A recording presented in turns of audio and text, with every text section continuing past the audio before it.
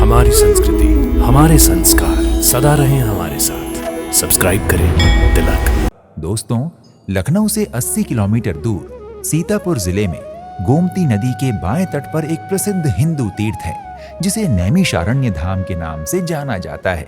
मान्यता है कि मानव जाति की उत्पत्ति नैमिष की पवित्र भूमि पर ही हुई थी। मार्कंडेय पुराण में 88,000 ऋषियों की तपस्थली के रूप में अनेक बार इस तीर्थ का वर्णन मिलता है। कुछ पुराणों के अनुसार नैमिषारण्य में आज भी कुछ गुप्त स्थानों पर अनेक ऋषियों का स्वाध्याय तथा अनुष्ठान चलता रहता है। स्कंद महापुराण में सत्यनारायण भगवान की कथा मिलती है, जो कि प्रथम ही आता है। एकदा नैमिषारण्ये ऋषयः शौनकादयः प्रपच्छुर्मुनयः सर्वे सूतम पौराणिकम खलु। आज भी यहाँ पर आने वाले भक्त, ऋषिजन, संत महात्मा जन, श्रद्धालु जन आते हैं, अपना शोध करते हैं, साधना करते हैं, तपस्या करते हैं। आज तपस्या आदि में रथ देखे भी जाते हैं। लोमहर्षण के पुत्र सौती उग्रश्रवा ने इसी स्थान पर ऋषियों को पौराणिक कथाएं सुनाई थीं और इसी स्थान पर महर्षि वेद व्यास आश्रम अर्थात व्यास गद्दी स्थित है। कहा जाता है कि यहाँ महर्षि वेद व्यास जी ने 4 वेद, 6 शास्त्र, 18 पुराण, गीता, महाभारत तथा श्री सत्यनारायण व्रत कथा की रचना की थी। इसी व्यास गद्दी के सामने निर्मित है मनु आश्रम, जिसे मनु शतरूपा तपस्थली भी कहा जाता है।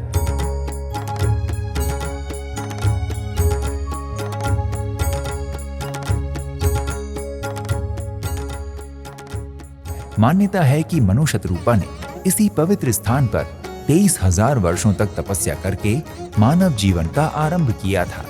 आज हमारे कार्यक्रम दर्शन के माध्यम से आपको इसी मनु आश्रम के दर्शन करवाएंगे, लेकिन उससे पहले स्वयंभू मनु के बारे में कुछ बातें कर लेते हैं। स्वयंभू मनु और शतरूपा को क्रमशः संसार के प्रथम स्त्री और पुरुष के रूप में जाना जाता है। कहते हैं प्रजापत कल्प में ब्रह्मा जी ने रुद्र रूप में स्वयंभू मनु और स्त्री रूप में शतरूपा को प्रकट किया था। पौराणिक कथाओं के अनुसार स्वयंभू मनु और शतरूपा की 5 संतानें थीं। 2 पुत्र प्रियव्रत और उत्तानपाद तथा 3 कन्याएं आकुति, देवहूति और प्रसूति। माना जाता है कि मनु के कुल में स्वयंभू मनु के अलावा 7 अन्य मनु हो चुके हैं और 7 मनु का अवतरण अभी बाकी है। हम सभी मनुष्य मनु और शतरूपा के ही वंशज हैं। मनु की संतान होने के कारण ही हमें मानव या मनुष्य कहा जाता है। मनुष्य का अर्थ है जिसके पास मन हो, अर्थात जिसमें विचार करने की शक्ति हो। मनु शतरूपा तपस्थली परिसर में प्रवेश करते ही बाईं ओर गजानन गणपति जी विराजमान दिखाई देते हैं तथा दाएं हाथ की ओर ब्रह्मा, विष्णु और महेश के दर्शन होते हैं।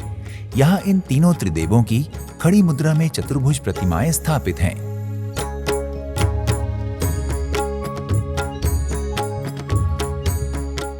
परिसर के मध्य में थोड़ी थोड़ी दूरी पर 3 बड़े चबूतरे बने हुए हैं, जिन पर त्रिदेवों के पद चिन्ह स्थापित हैं। आध्यात्म तथा विज्ञान को परस्पर पूरक बताते हुए इस स्थान पर ब्रह्मदेव के चरण चिन्ह अर्थात ब्रह्म पद को इलेक्ट्रॉन की, विष्णु पद को प्रोटॉन की तथा शिव पद को न्यूट्रॉन की संज्ञा दी गई है। मंदिर में पीछे की तरफ एक विशाल हॉल बना हुआ है, जिसमें श्रीमद् भागवत कथा का पाठ अनवरत होता रहता है। मुख्य गर्भगृह के ठीक मध्य में श्री रामचंद्र जी तथा सीता जी की प्रतिमाएं हैं और उनके आसपास श्री मनु और शतरूपा विराजमान हैं।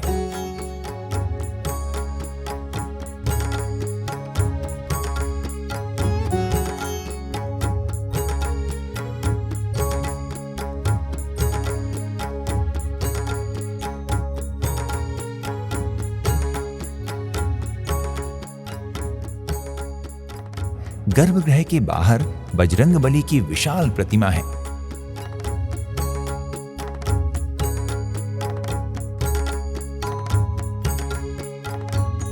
उनके सामने एक पैर पर खड़े होकर तपस्या करते हुए मनु की प्रतिमा भी दिखाई देती है।